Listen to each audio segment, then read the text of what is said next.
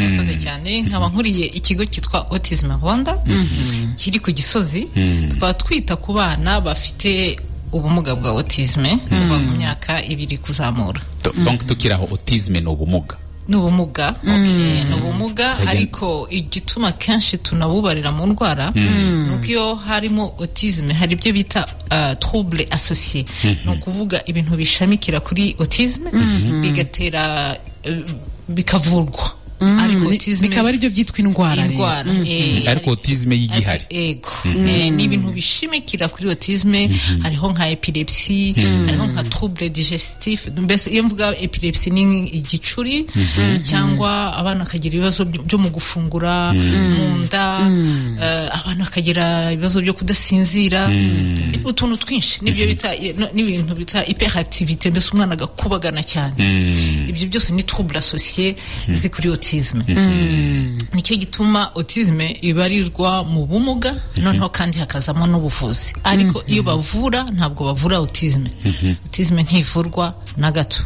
nta muti nta kintu na kimwe kivura autisme ahubwo autisme umwana baramugorora kugira ngo umuntu amwigishe bya bindi atazi twinjiye cyane mu kigali tutarinjira Rosine ibintu ugiye kutubwira ni impano wavukanye ni ibintu wize mu ishuri n'ubumenyi ufite ni ibitabo wasomye mbere yuko twinjira aho kure tumenye Rosine turi kumwe muri kano kanya ariwe washinze ikigo cya Autism Rwanda ese wagishinze kuko waba warahuye na autisme cyangwa se hari mu muryango wayigize bikaguha igitekerezo cyo kuvuga ngo ese nafasha abandi wadusangiza ayo mateka gato tukabona gukomeza. Okay.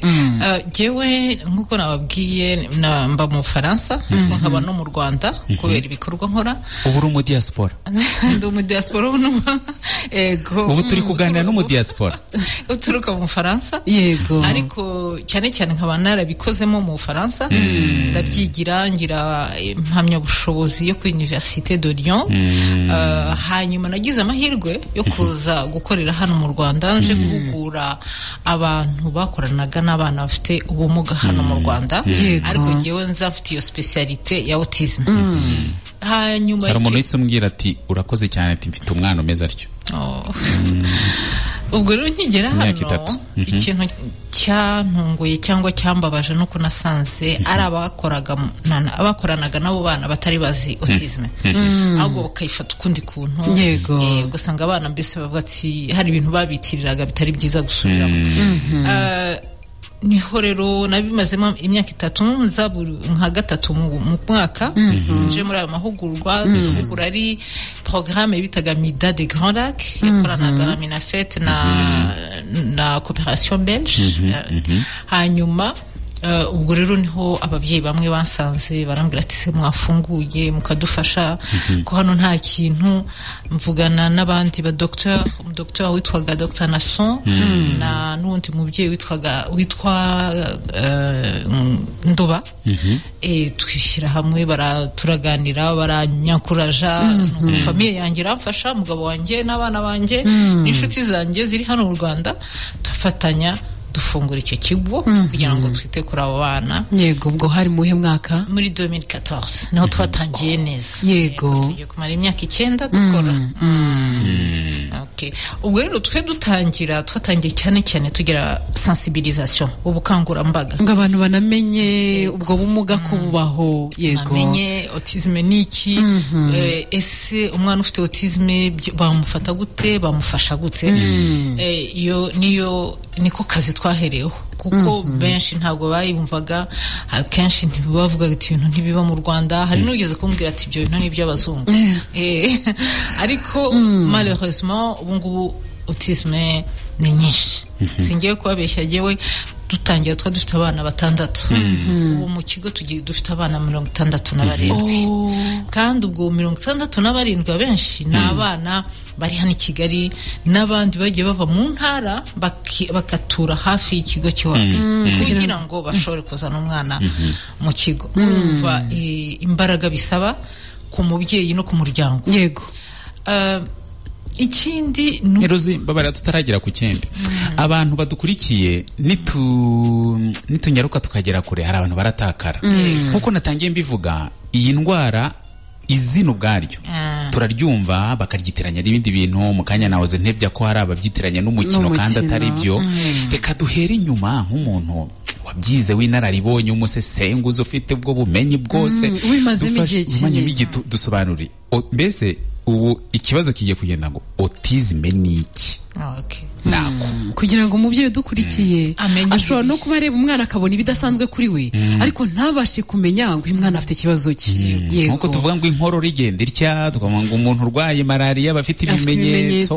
Tusobanukirwe autisme n'abadukurikiye noneho tugendane nabo tutabasigaye. Hanyuma niba kandi ifite izina riri mu Kinyarwanda niba rihari naryo hari tubwira ko hari igihe usanga nko mu cyaro umuntu utaragize amahirwe yo kwiga yiyizi iryo zina noneho tukaba tutari kurivuga kuba tutari kurivuga bigatuma atakara niba rihari naryo. Muhere kuri icyo ngicyo autisme nta zina ryo mu Kinyarwanda riraboneka ku buryo tuvuga ko ari autisme nyine gutyo gusa kugira ngo abatwumva bumve bamenye igishushanyo cyangwa ibimenyetso byabyo. Ibintu bya mbere nababwira ni ibintu birangwa n'ibintu bitatu. Hariho imivugire y'umwana, ese trouble de communication nk'uko babyita. Imivugire y'umwana ni ukuvuga ngo ushaka n'umwana ashaka kumara nk'imyaka 2 ataravuga papa ataravuga mama. Afite imyaka 2 kugeza no kuzamura ugasanga umwana ntavuga papa ntavuga mama mbese nta communication nimwe. Ugasanga umwana ni nkaho atumva. Kenshi abana babajyana kwa muganga kugira ngo barebe ko bumva. Wamuhamagara kona wapi ntahindukira. Ubundi umwana umuntu wese yamuhamagaye izina ryawe ryonyine utuhindukira kugira ngo ni wowe. Umwana ufite autisme rero kenshi ntahindukira. Ugasanga umwana n'ijambo cyangwa se ukumva aravuza ibintu bitajyanye n'igihe arimo. Ukumva asubiye nk'ibintu yumvise ku ishuri akabisubiramo mu rugo kandi mu ishuri atabivugaga. Iyo rero niyo bita trouble de communication uko ikibazo kimivugire. Ariko hakaba n'uwundi rero ushaka kubavuga avuga byose ariko akabivuga uko abyumva nta kuyungurura nta diplomasi irimo. Akavuga ikintu cyose uko gitekereje agahita kivuga nyine, uko gitekereje nuko acyumva akakivuga kandi akakivuga ari ukuri kose. Ariko we ntarebese iki kintu mvuze byari bikwiye ko nkivuga ese nta kwanaliza nta analize rwose. Iyo ni imivugire. Noneho ubwo ni ukuvuga ngo umuntu ufite autisme ashaka kuvuga cyangwa ntavuge. Kuvuga ko iyo atavuga si kuvuga ngo ntiyumva, arumva ariko abafite icyo kibazo cy'imivugire. Twavuga ko ari IQ ibiri hasi y'ubukererwe bwo gukura. Ahubwo niyo signe nayo ya autisme bavuga ngo ni trouble de communication. Yumva afite n'ubushobozi bwo kuvuga ariko ntavuge. We ntavuge. Bikasaba noneho kuzamufasha kugira ngo avuge.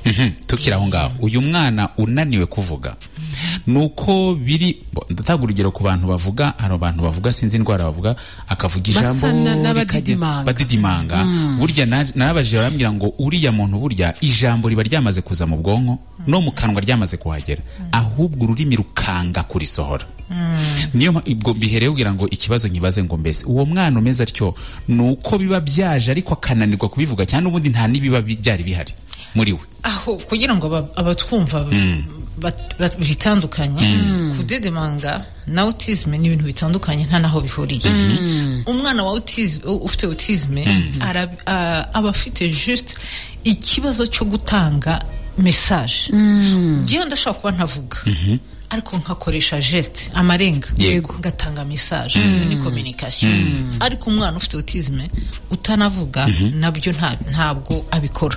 Kuko umuntu adedemanga ariko ariho aratanga message, agerageza gutanga message. Umwana ufite autisme afite iyo trouble de communication, niyo message ntayo yitanga. Arashobora kuba ababara cyane ahantu ntamenye kwerekana ko ababaye. Ntamenye kuhagaragaza ntamenye kugaragaza ko ababaye. Umwana ashaka kugwa ntarire nkuko kuko ni umwana kandi yababaye. Umwana yarize ni communication. Abashaka kuvuga ati mu ntabare ndababaye. Naho yaba atababaye cyane ararira kugira ngo bamwiteho. Icyo nicyo cya mbere rero cyo muri communication. Icya kabiri ni imibanire y'umwana muri society. ibyo bita interaction sociale.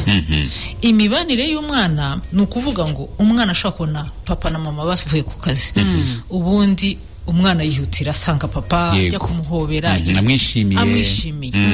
Usanga umwana aramubonye akajya nk'utamubonye, akagira nk'aho atamwishimiye, kandi muri we arishimye. Ariko ntabashye kugaragaza ayo marangamutima ntasha kuyerekana. Umwana yaba ari mu bandi bana, ntamenye gukina nabo, ntabasange, ukabona ari mu bintu bye, arakina n'akantu ke, cyangwa akarizwa n'ubusa. Ibyo iyo communication iba yanze nyine ntigenda nkuko bikwiriye. Ibyo no kubitandukanya. Hariho trouble ya communication, hari n'ibindi ndo ndavuga bya interaction sociale, imibanire y'umwana n'abandi. Umwana yabonye nyirakuru arishima, we arashaka kumubona gutya, akabona ari bisanzwe, agasa nk'ugenda kumuhobera, agahita aca iruhande atanamuhobeye. Donc icyo ni ikibazo muri societe, atamenya ukuntu yitwara, atazi ngo hano bigenda bite, yingiza hano bigenda gute, nitwara gute, mvuga gute. Ibyo rero no kubimufashamo, umuntu akabimwigisha. Numva ibintu byose umuntu aba kwigisha, umuntu akwiye kwigisha umwana w'umutiste. Yego. Aho twari tukiri kugusobanukirwa autism iyo ari yo, kugira ngo umuntu dukurikiye ashobora no kuba yareba ati umwana wanjye we uzi ko ari uko ameze, akaba yahita bimenya ati burya ikibazo afite ni iki. Hari umuntu ushobora kugira umwana akagira imyaka 3 ataragerageza kuvuga, wakaba muvuza ibindi, yumva ko wenda afite ubundi bumuga runaka, ntamenye neza ko ari autism afite. Ikindi cya gatatu nangiye kuvuga n'ibyo bita trouble de comportement, imyitwarire y'uwo mwana. Usanga umwana soit aritonda cyane bikabije, buna arigunze, ari mu bintu biki, hari n'undi ukubagana byandi birenze. No kubagana cyane ubwo yaba yirwaye. Si ukuvuga ngo gukubagana cyane, hari umwana ukubagana ukabona birarenze, agukubagana amena, afata ikintu yajya gukinisha igikinisho ntagikinishe neza, mbese ibintu byose ukabona arabikora, akagira utujeste tutakwiye ku ntoki. Wamureba uti uyu mwana duke barakora kenshi, ukabona ariho arigendera ku mano, ashinze amano, ugasanga mbese ugasanga umwana ukuntu yitwara n'ibisanzwe ugereranyije imyaka ye n'iyo abana bangana, cyangwa n'ibyo dusanzwe tumenyereye ku mwana ungana gutyo. Ugasanga hari ibintu bitagenda, umubonye gutya physiquement ukamona ahagaze atakina, ubona ko nta kibazo, yatangira gukora utuntu muri twa tundi twose ukabona umwana ibi bintu ariho aragira. Kenshi ababyeyi iyo bari kumwe nabo, hariho nk'abantu babahohotera, bababwira nk'ibintu nka ku mwana mwamureze nabi, no kumutonganya no kumubwira nabi, bakamubwira nabi ngo umwana mwamutetesheje, ntibamenye ko umwana afite icyo kibazo. Ariko muri ibyo bintu byose twavuze, abo bana ni ikintu cyinshi bibagora, nuko batazi kwigana. Murazi ko umwana wese akura, twese twakuze twigana, turebera kanaka, tureba uko bakora, bo ntibazi kwigana. Ibyo rero turabibigisha nabyo, kwigana kugira ngo bamenye uko ibintu babikora. Umwana kugira ngo abe umutiste si ngombwa ko agira ibyo bintu byose, ashaka kugira kimwe muri byo, cyangwa bitatu. Nituvuga umutiste tusobanurira abantu ubwo ni umurwayi urwaye autism, niko yitwa. Ufite ubumuga bwa autism yitwa autiste. Iryo jambo riraza kugaruka kenshi kugira ngo abantu niba tujye turivuga bumve icyo uwo tuvuze wari we. Tuvuge ko ari ubumuga bwa autism, ariko autism ikagira ibintu biyishamikiraho biza bigatuma noneho umwana ari byo bavuza. Ntibavuza autism, bavuza bya bindi bishamikiraho nka byandi byo kudasinzira. Hari umwana ushaka kumara amajoro angahe adasinzira, kandi ukabona arakomeye, mu maso nta bitotsi birimo, ntibizi, yaza no kurya amenda akaryama nk'amasaha 2 agakanguka afite ingufu z'abantu zirusha abantu bose. Ubwo hazamo no kubura peti, wa mwana utarya ubwo nawe ntabwo bizamo. Ntabwo ari ukuvuga kubura peti, aratoranya, afite gutoranya, akarya umuceri w'umweru gusa, kuvuga ati nta kindi kintu kijyaho, washyiraho isosi ntabirye. Yesu. Cyangwa ati ndarya akawunga gusa, agashyimbo yenda akagashyira iruhande, cyangwa agasosi iruhande, we akajya arya uko ashoboye. Hari abandi barya neza. Ibi byo ndavuga siko bose babigira. nkuko umwana wese ufite autisme atandukanye n'uwundi nta wundi usa n'uwundi nicyo gituma abatwumva bamenye ko autisme ntivurwa nta muti batanga ntaho bakanda ngo autisme igenda ntaho autisme umwana nukumugorora nukumujyana mu ishuri bakamutoza cya kindi atazi atitwara uko bisanzwe bakamufasha none iyo atojwe aratozeka cyane nkuko nababwiye baratandukanye bose hariho kandi autisme zitandukanye hari iyo bita sévère ikomeye ibirimo na déficience mentale irimo déficience mentale ubwo ni ukuvuga ni gerageza ibi afite n'ubundi bumuga bwo mu mutwe hakazamo n'ibindi byishamikiraho ugasanga umwana afite igicuri afite utundi turwara ibiri hejuru bikomeye uwo nguwo kumwitaho biba bigoye ko ngira ngo iyo no kwidetecta umuntu wese ngira ngo ahita bibona byoroshye hari bya kwigaragaza ntago byigaragaza kuko ufite kwitiranya n'izindi retard mental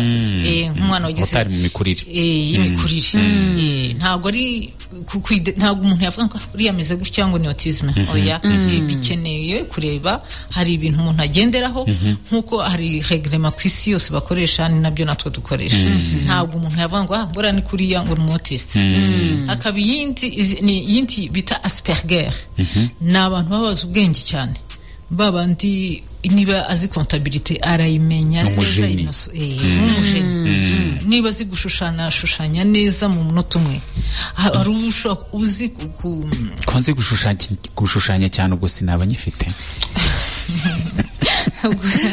nawe baragutwara urumva uragana ishuri ahira murebe neza nyaboneka itaba yararengereye kuri jewe donc hariho abafite capacité mu kintu runaka kandi bakagikora neza ku rwego rwo hejuru hakagira iyindi iyo bita autisme léger hakaba iyindi iri moyen muri izo zose rero n'indi riba hari leje no kuvuga ntoya iyo hagati ariko hari n'umuntu ushobora kugira sinya za autisme kandi atari umutiste nabyo bibaho donc nicyo moto iruhutse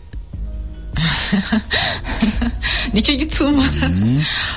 gituma kugira diagnostic ari ikintu cyangwa gupima ya diagnostic barebe kuko umwana afite autisme cyangwa atayifite barebe na niveau yayo noneho barebe n'ibyo bashobora gufasha umwanya none Rosie muri iyi ndwara turabizi iyo bari gupima malaria bazana igipimo bagapima umuriro niba ari indwara bakaba bafite uburyo bayipima autisme umuntu ipimwa iyo diagnostic ikorwa gute bayipima gute swati waba uri muganga cyangwa uri umubyeyi ufite uwo mwana kugira ngo kano kanya umuntu ubona ibintu bidasanzwe ku mwana amenye abe yatekereza ati 80% ngereranije nuko numvise babisobanura umwana wanjye afite autisme kenshi twebwe dukorera ntuza comportement y'umwana iyo comportement rero irebera ku bintu byinshi iyo tubabwiye ngo tureba n'urugero umwana agiriraho ubwoba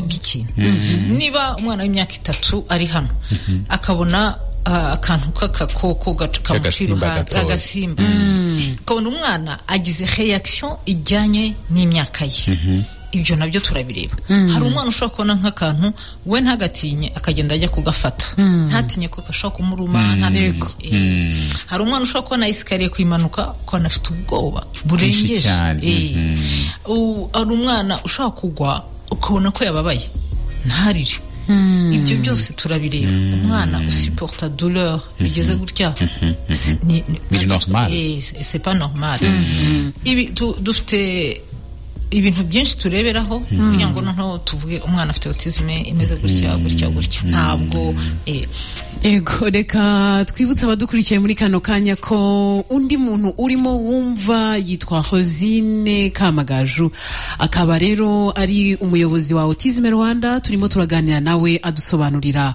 ku bumuga bwa autisme tusobanukirwa ubwari bwo kugira ngo niwumva icyo kibazo gifite cyangwa se bikaza kubaho ntitubikwifuriza ariko hari igihe igihe bigera ku muntu uzamenye yes uko wabyitwaramo.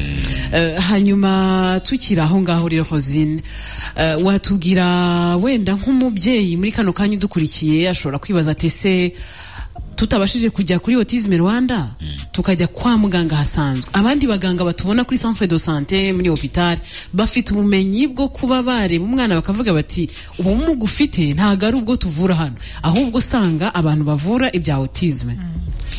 Nk'uko nabivuze ntabwo autisme ivurwa, ariko kenshi ababyeyi baragenda kwa muganga, abaganga bakabwira ati turabona ko umwana afite signe za autisme, muzagende kureba muri Autisme Rwanda babarebere. Kuko umuganga iyo yabibonye deja ni ikintu cya mbere aravuga ati murebe ahangaha babafashe.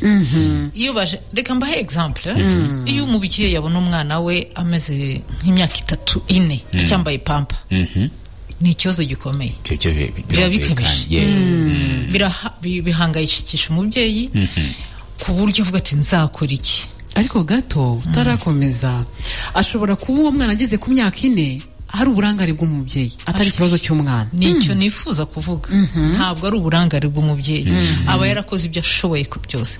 Ibyo nabyo biri muri trouble za autisme. Umwana yabona po akarira pe kumushyiraho bikanga, ibyo rero nakazi kacu twebwe tuzi uko tubajyana kuri po, niba ari ukubaririmbira nuko kwimumenyereza kugira ngo ashire ubwo bwoba bwo kwijya kuri po, hari ukuntu tubishyiraho umwana akamenyera po, umwana nuko umujyana buhoro buhoro, kuko hari abamukubita yego ugashyiraho igitsuri bigira icyo bikora, kuko kumukubita siyo solution, nawe siwe. Mbahe iyo umwana yanga kurya agatoranya, ni ukuvuga ngo aba yumva ari swati biramuhumurira nabi, cyangwa uburyohe bwa ntakunda, cyangwa couleur yabyo uko bisa byonyine. Hari umwana ushobora kwanga isombe, ibintu by'imboga byose kuko adakunda uko bisa couleur yabyo. Hari umwana ushobora kwanga ikintu cyose kirimo isosi bitukura kuko atabikunda, kuko za sense zabo zose zikora ukuntu utandukanye, akabyanga neza agashaka wa muceri yenda umweru wonyine. Ibyo byose rero twebwe, iyo mvuga twebwe cyangwa abantu bakorana n'abana bafite autisme babyigiye, atari ubwo bumenyi, bamenye uko bafasha uwo mwana, bakamufasha kugira ngo azagere aho arya wa muceri, ahajyemo akantu k'imboga, yumva ari ibisanzwe, ntiyumva ari ibintu tubimugaburije. Ko numva bisaba impano yo kwihangana, bisaba kwihangana, kuko barabana uko mwabyumvise, iyo atavuga ashaka gutanga message afite no kukurya inzara, afite no kugukubita kuko yabuze uko akubwira iyo message. Wa undi rero uri uramufasha, ubuzi igituma gukubisa ukavuti manza afite ikibazo, ntabwo wajya gukubita nawe, cyangwa ko acecetse cyane ugahita umenya icyo ashaka kuvuga, kuko iyo tuzi umwana uko yitwara, iyo yahindutse tumenya ko hari ikibazo, none tukamufasha dukurikije uko umwana yitwaye. Hari ikindi kintu nakomeje kwibaza bwo wadusobanuriraga autisme icyo ari cyo, no kuduha zimwe mu ngero zagaragaza umwana ufite ubwo bumuga. Hari nk'imyitwarire umuntu abona ku mwana ku buryo ishobora gutera urujijo, avuga ibi ni ibiki. Urugero, reka nitangeho urugero, hari nk'umwana ukura adakunda ikintu cyo kurya runaka akacyanga burundu. Jewe nakuze ntarya intoryi, bashaka no kurureba ku buryo byabaga ziri ku isahani dusangira na musaza wanjye, ukacunga mama kujisho gakurura ukajugunya hasi ugashyira munsi y'isahani, kugeza aho amenyereye akavuga ngo abana banje ntibarya intoryi, icyo kintu kikarangira. Ariko mu by'ukuri ubu ndazihaha mu rugo iwanjye, ibyo bintu byarashize. Rero hari umuntu ushobora kubyumva muri kano kanya akareba ukwezi kumwe akaba ariko agenderaho umwana avuga ati ngewe atari umuceri wonyine sindya. Aka kanya gahita yibaza ubu uyu mwana wanjye nawe afite ubumuga bwa autisme, bikamuyobera. Mu by'ukuri harimo ibintu navuga ko bishobora gutera urujijo ku mubyeyi kugira ngo asobanukirwe neza.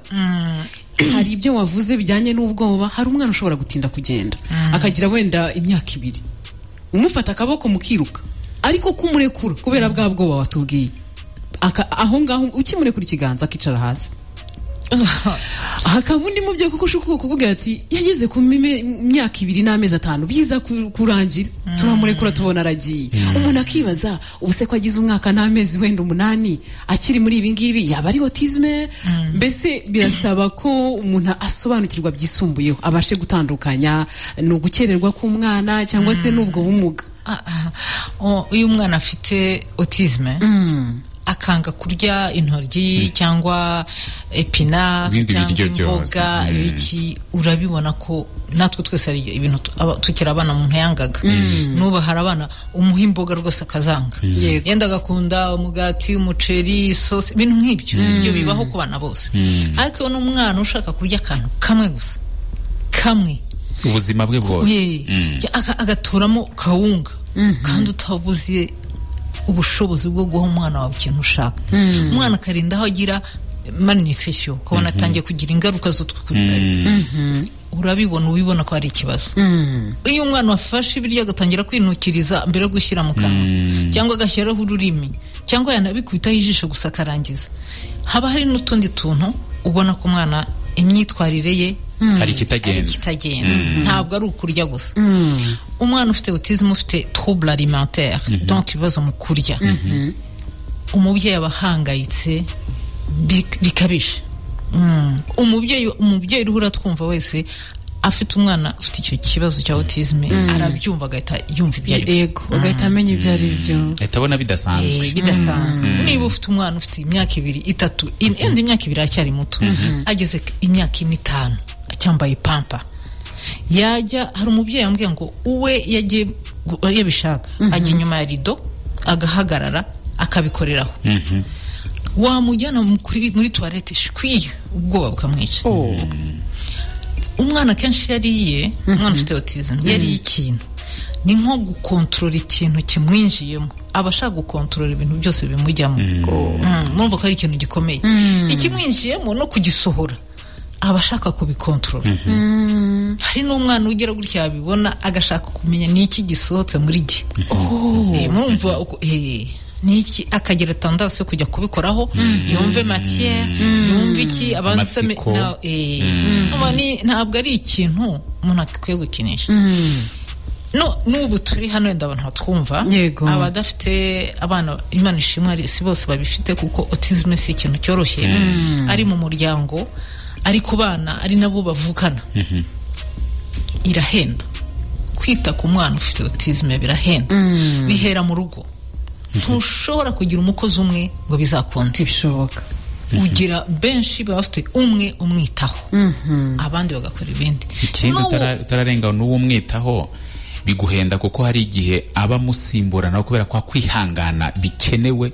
adafite kuko si mama w'umwana voilà icyo ni kimwe kumutwara ku ishuri nk'ubu twebwe turi ntabwo ni NGO yego dufite abadufasha kugira ngo bijye hasi kugira ngo bigabanuke amashuri agabanuka ariko ndabamenyesheje nayo make mvuga ni menshi ku munyarwanda ni menshi cyane ku munyarwanda ubushobozi ntibabuhuje noneho kandi ikindi nacyo umwana ashobora kuza umwaka umwe akamara umwaka aho n'uwa kabiri n'uwa gatatu utazigera zarangiriza ukiriha amafaranga kandi ntushobora kubireka kuko uko agenda na gato amenya biba ari insinzi ariko babyeyi ariko uri twebwe yego igikuru nuko avaha akajya kuri escalier ya kabiri ya gatatu mbese agenda atera intambwe buhoro buhoro kuri ritime kuri zo escalier ariho iyo habaye impamvu wenda nk'iy'ubushobozi akaba yabihagarika ashobora gusubira inyuma cyangwa icyo yamenye aba yakimenye babyarangiye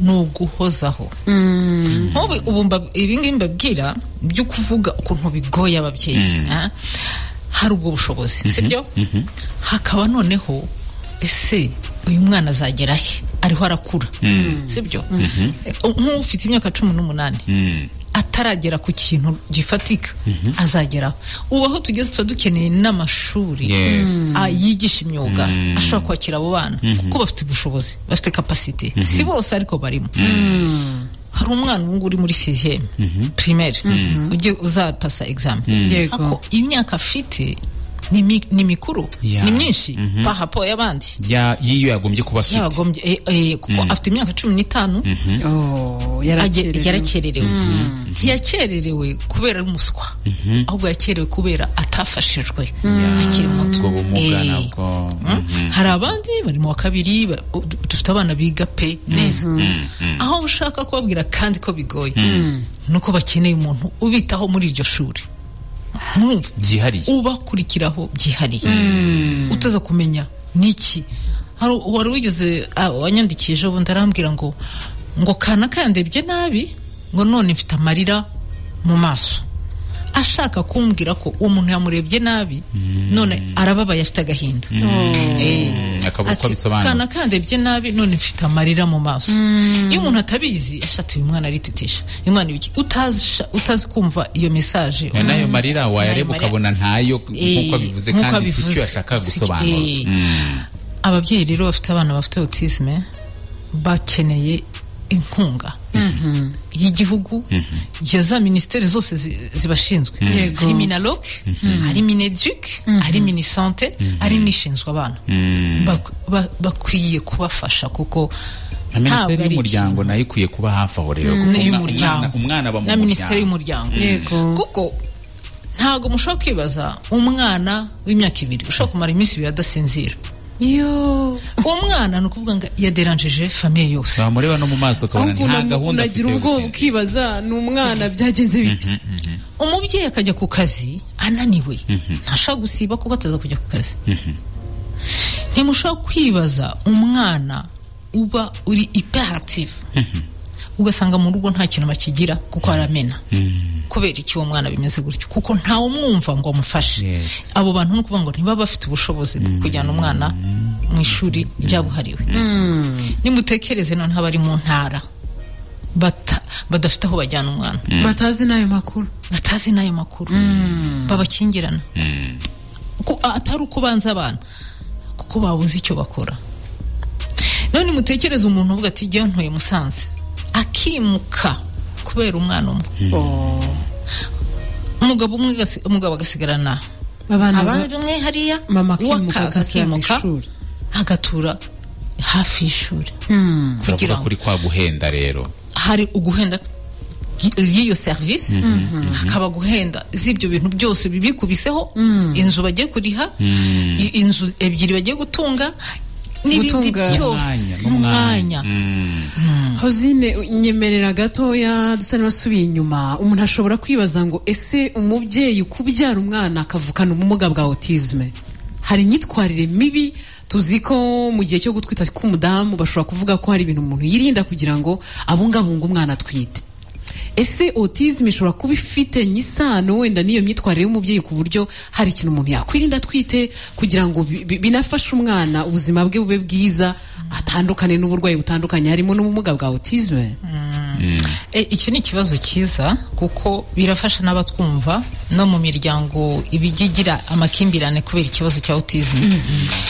icyambere no kumenya ko autisme bataramenya exactement igitera autisme tuzi ko hariho gene iri responsable akiyo gene ntishobora kuzana ngo umwana abe umutiste we gusa hari ibyo bita facteur d'environnement biza bikajua kugira ngo izo facteur d'environnement ntiziraba defini ngo umuntu amenye niki zirasobanuka mbahe example Rosie nawe wabyize oya n'abashakashatsi bakomeye nabo barakiga reka mbahe example ndatwite mwitse impanga livrejimo yego umwe akavuka ari umutiste undi akavuka atari umutiste reka barabaye mu ngobyi imwe icyo kintu ntabwo wagisobanura sibyo donc nicyo ituma iyo ababyeyi kenshi haza amakimbirane mu rugo bavuga ati n'iby'iwanyu iwacu ntabwo tugira abana bameze gutya please nta muntu uri responsable ya autisme ni bya bintu byo mu minsi y'imperuka ibyo simbizi hari abakristo bashobora kubitekereza batyo agahita abihuza n'ibyo ngibyo ati niba kidasobanutse niba nta makuru gifite ubwo gikatira aho ngaho agahita gikatisha autisme yahozeho niba ari by'impanuka simbizi yahozeho kuko nko mu Bufaransa muri Europe nyuma ya deuxième guerre mondiale niho batangiye kubona autisme nkumva ko ari ibintu bya kera twebwe hano mu Rwanda yari iriho ariko ntitwari tuyizi twayitira twari hahandi abantu batangiraga kwikoma abaturanyi ngo barandogeye nimwibuke ho hari nk'abantu bavugaga ngo uri yarasaze kubera ubwenge bwinshi nk'abantu bavugaga yego rwose yenda ari autisme kuko umuntu uri duwe ariko afite imyitwarire ye ukuntu kuko nta muntu wamufashaga ngo amugorore amugire iki gusanga mwese umusazi yarasaze kubera ubwenge bwinshi izo ni imvugo zavugwaga kera ariko autisme nta muntu uri responsable yayo ni eugene na facteur d'environnement bitarasobanura bisobanura ngo rero wa mudamu twite nkuko Mutoni yarabikubwiye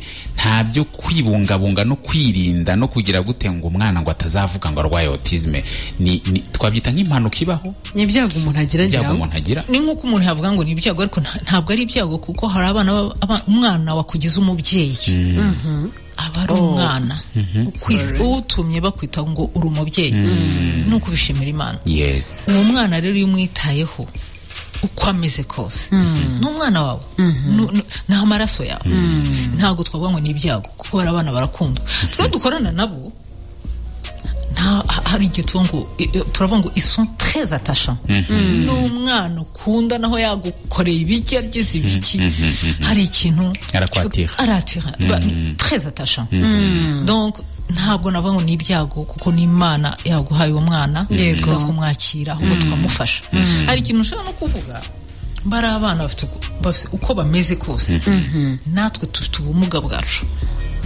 ubumuga bwacu kandi ntawe udutukira uturenganyiriza ngo yego nidufashanya nidutuba solidaire muri ibi bintu nabo bazabaho neza nitureka kudramatiza ari umuntu ngo uriya mwana unase ntubona kanaka ngo umubyeyi we kanaka ntubona ukuntu ameze ntibintangaje iyo ni hohotero ubivuze wenyine aba afite ubumuga bukomeye ikibazo kibi cyane n'ubugome burenze nta kuntu wavuga ikintu nk'icyo kandi ubona ari umwana w'igihugu w'umuryango twese dukwiye gufatanya kugira ngo umwana abeho neza buriya naho yaba afite intege nke ariko arashobora gukora ikintu muri abana baba autiste bari muri monde yabo niko twe tuvuga ariko muri monde yabo bafite capacity zitandukanye nkuko natwe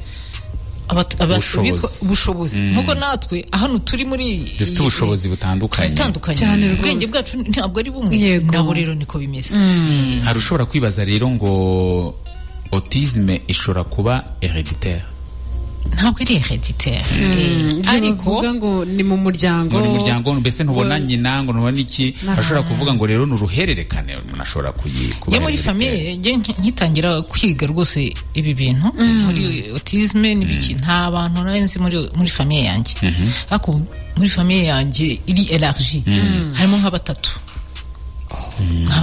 kandi ibintu kera ntabwo twe tubizi ntabwo umuntu ubumenyi mwari mufite bwo kubyitegereza ngo mubimenye nta muntu nanjye ngera mu Bufaransa ubwa mbere ntayo narinzi ntangiye kubikora mudawe nibwo watangiye kubisobanukirwa noneho kuko njye nabaye i Burundi ngahita mvuga nti wa mwana wazaga ngo dukine tukamwirukana ngo ntazi gukina ukabona bya bimenyetso ukumva agahinda kandi ntiwabikoze ubizi umwanga ngo ntazi gukina akina nabi kuko atabaga azi règle de jeu gasanga niho nabimenyeye ntangira ndabyiga ndabaye il faut que ni spécialise muri icyo kintu ariko twese tufatanyije tuzagira itafari dushyiraho kugira ngo ubuzima bube buzima Rosine twemerere noneho tugaruke byimbitse kuri Autisme Rwanda ikigo uyoboye ndetse tuze no gusigarana umwanya mutoya wo kwakira abantu ku murongo wa telefone wasanga hari abategereje kugira ibyo babaza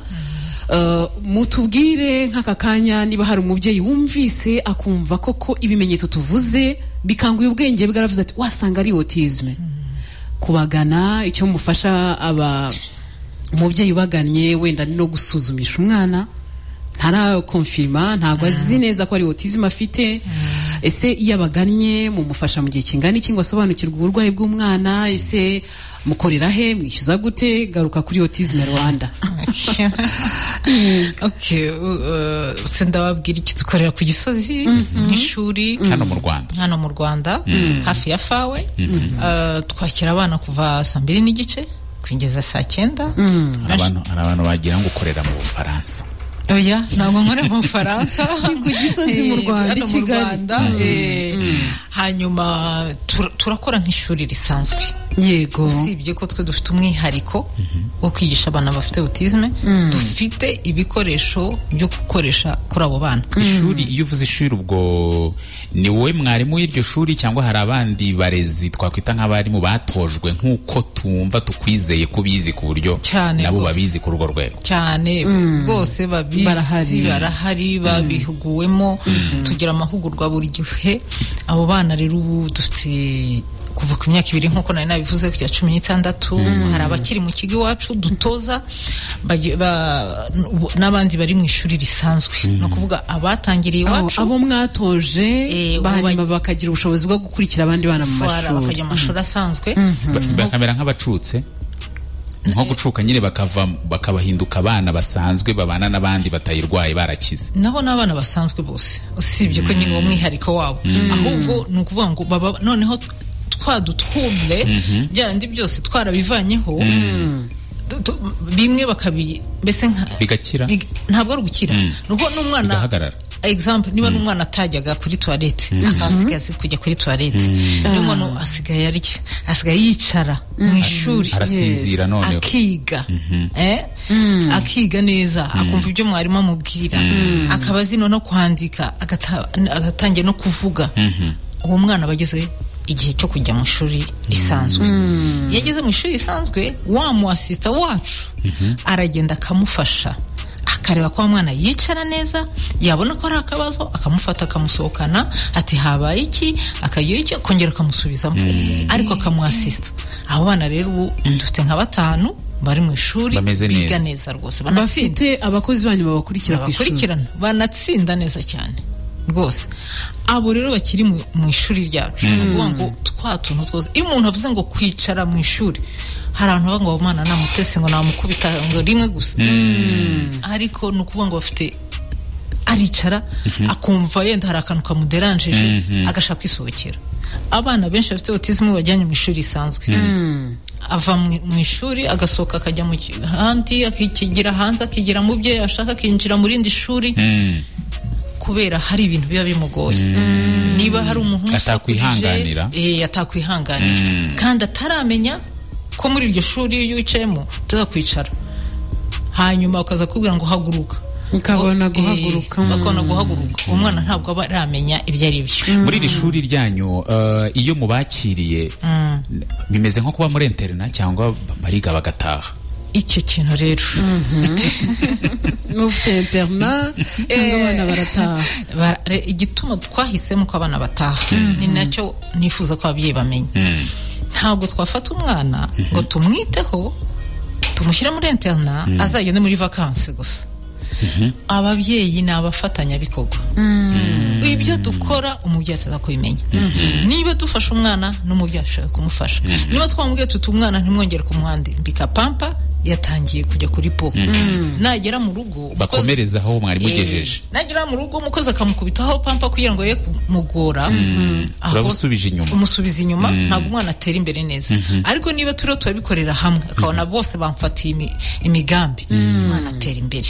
Icyo gituma kumubana muri interna cyangwa ntabwo twebwe tubishyigikira, kereka nk'umwana umaze kugira mu myaka 15 16, aho naho afite abasista. Ikindi, umwana utavuga, utashobora kuvuga ngo kanaka yankubise, ati kanaka yampohoteye, uwo mwana waburura muhohotera, umushyize ahantu atazi exprime. N'umukozi yamukubita, nakanaka yamugirira nabi, ntabashe gutanga amakuru, kumenya ko yakize yameze yabaye neza. Noneho icyo gituma ari ku kazi, ari ababyeyi dusa gukorana hamwe. Nitubona hari umwana afite akantu nk'inkoni, duhamagarane, byagenze gute, none dukurikirane tumenye umwana akubitiwe hehe iwacu ni mu rugo kuko uwo mwana baramukubise ntiyarira kandi ntiyavuga ati ni kanaka donc urumva ko ari ibintu bara abana barahohoterwa cyane kuko baba bakeneye les deux parties kugira ngo bafashe. Mwishyuza ngahe cyangwa mwishyuza bitewe n'ubumuga bw'umwana ubworoheje numva tugeze ku mafaranga muri iki gihe ibintu birakaze abantu bakeneye kumenya amafaranga nta nubwo umuntu yavuga ngo ni amafaranga ni iki cyangwa mukorera umugisha contribution munamukorera umugisha mbabwije ukuri ayo batanga dushaka inkunga zunganira yandi batanze kuko umwana ufata iyo bariho bararya banywa igikoma baba bariho bariga kubigisha kwinywesha igikoma kwicara hamwe ibyo ni isomo kuba kinywa bitonze ko iyo gishyushye udahita ukinywa kugira ngo kitagutwika byose no kwicara ukamenya ko ari umwanya wabyo byarangira akamenya ko agiye gukina byarangira ko avuye gukina agiye mu ishuri ibyo byose akabimenya iyo ni routine ibyo bita routine bihoraho ibyo bigafasha wa mwana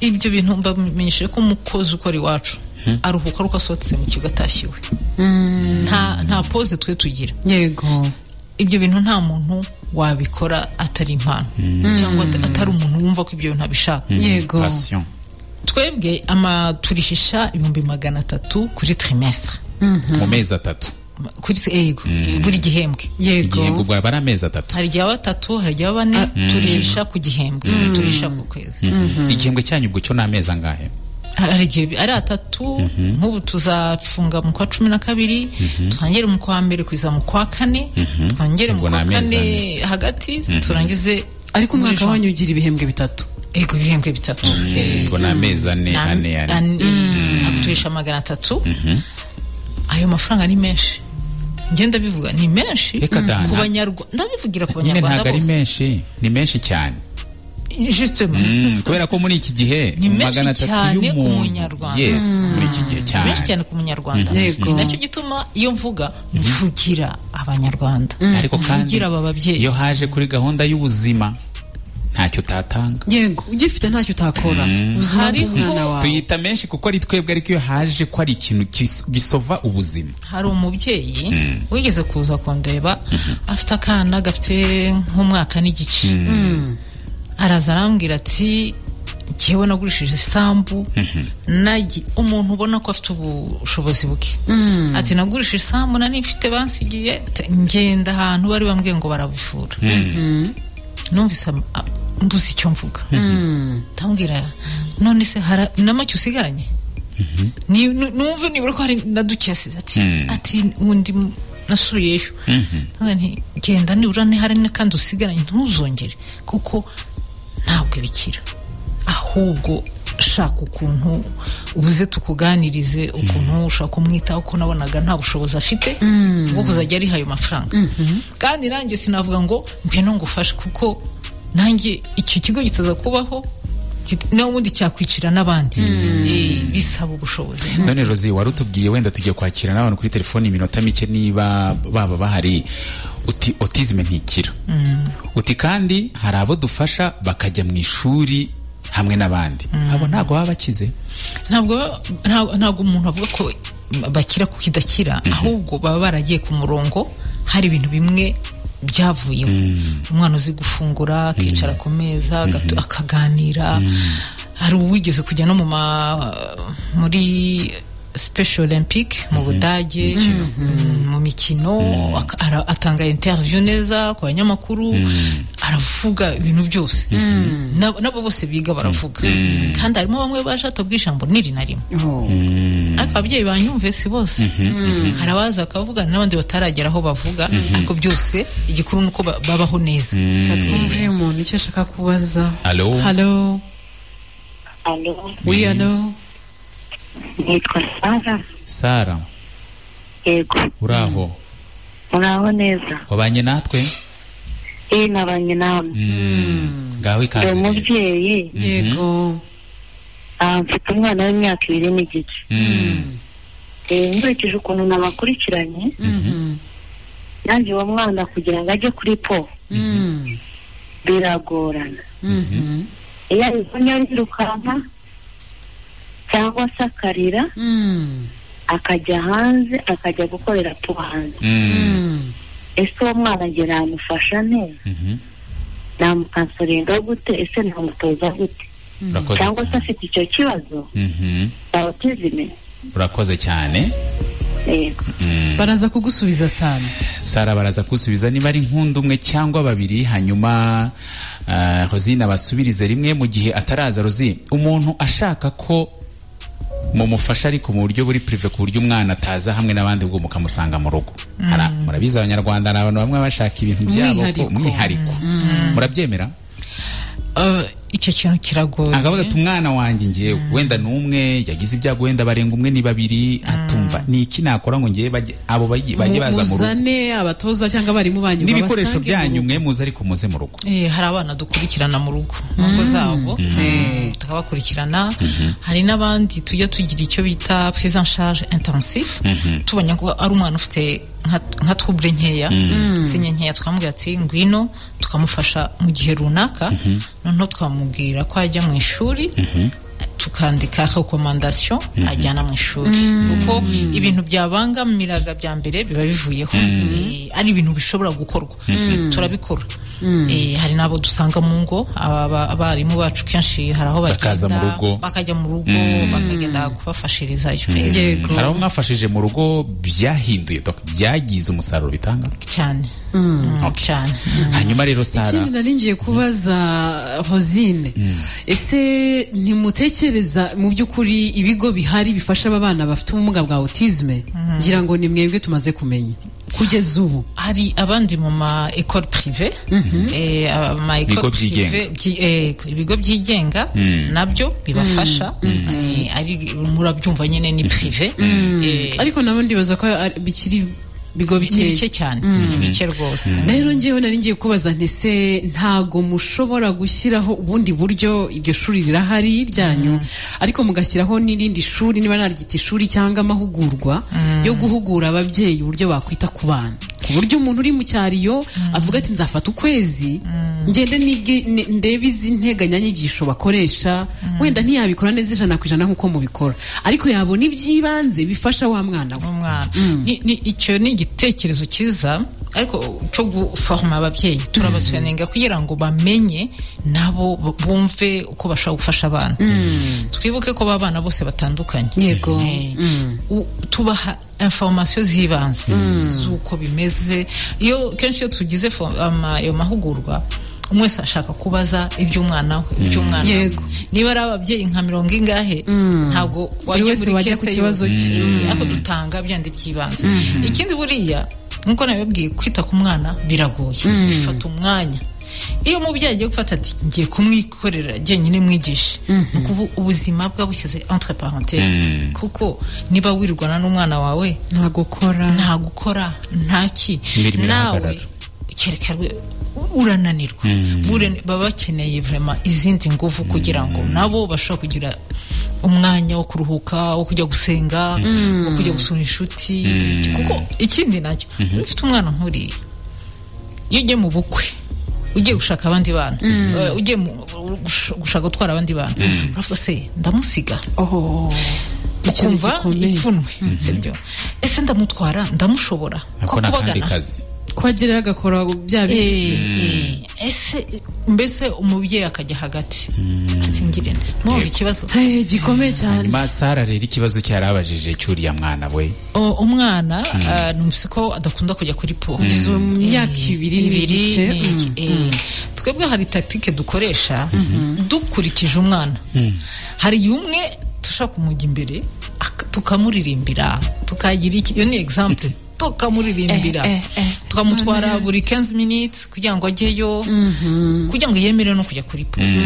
Hashobora kugenda ari nk'abantu babiri, umwe akamujya inyuma akamufasha, undi akamuririmbira, undi agafata telefone akamwereka akantu akunda, kuko wa mwana kugira ngo umufashe reba ikintu akunda aricyo umubeshyeshye kugira ngo najya kwicara kuri po aricyo uzana bisaba gutindana nawe rero kugira ngo detekte umwanya wose kuko po ni ikintu cya mbere umwana atera kumenya ataramenya kuri po ntago azajya mu shuri risanzwe ntago azabana n'abandi ashobora we ni ikintu umuntu akwiye kuba ataramenya gufungura ni ibintu bigoye iyo mu mama rero kuko ntazi umwana uko ameze icyo akunda icyo yanga ko aho ese muri toilette ameze gute kuki yesi yagiye hanze iyo arabikora kuri po niba bikora ni byiza igikuru nuko yicara kuri po noneho yamara kubikora buhoro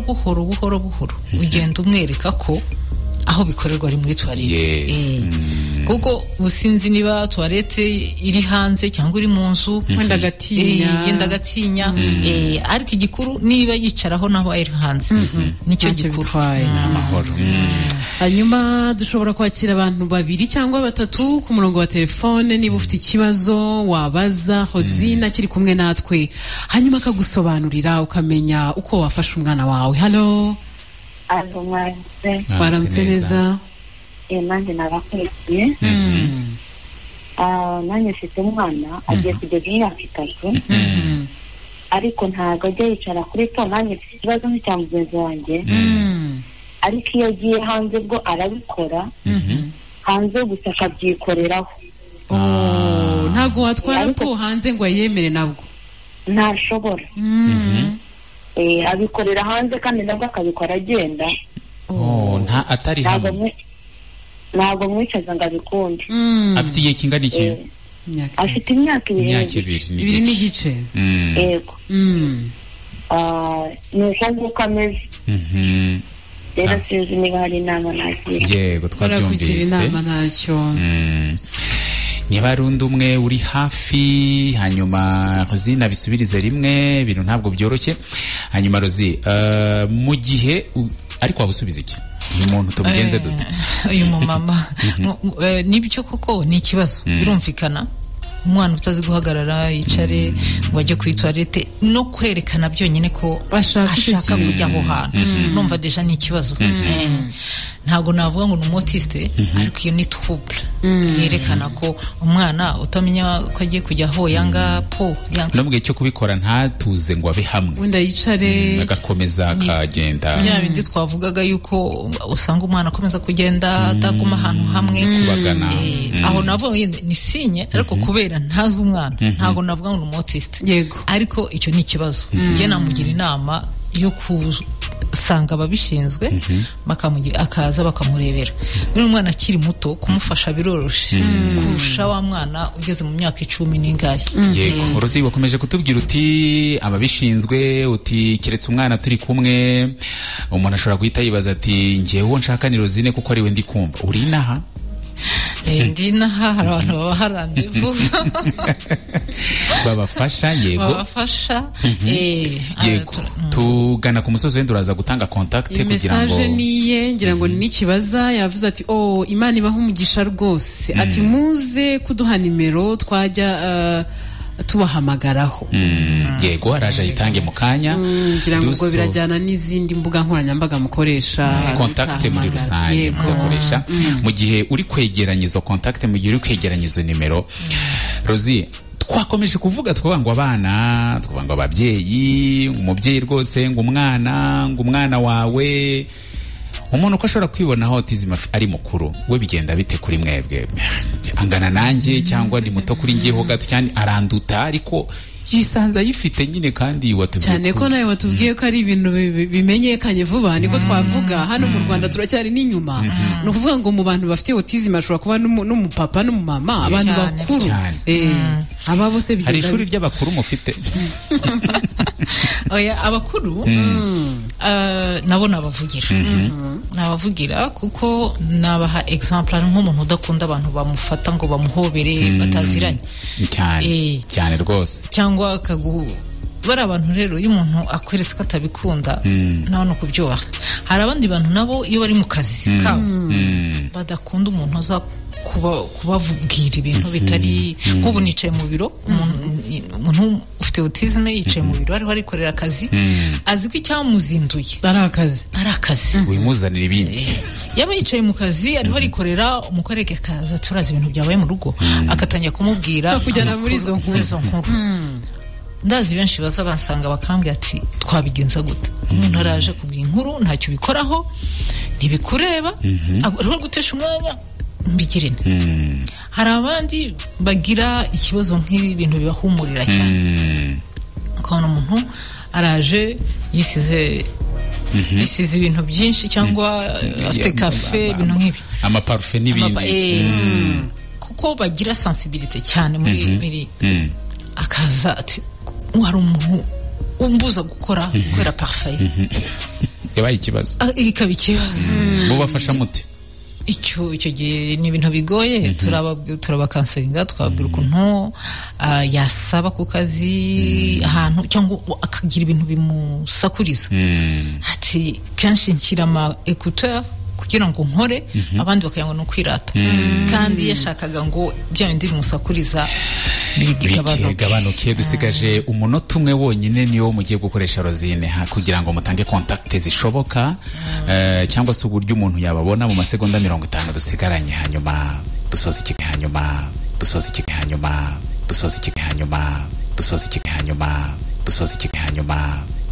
hanyuma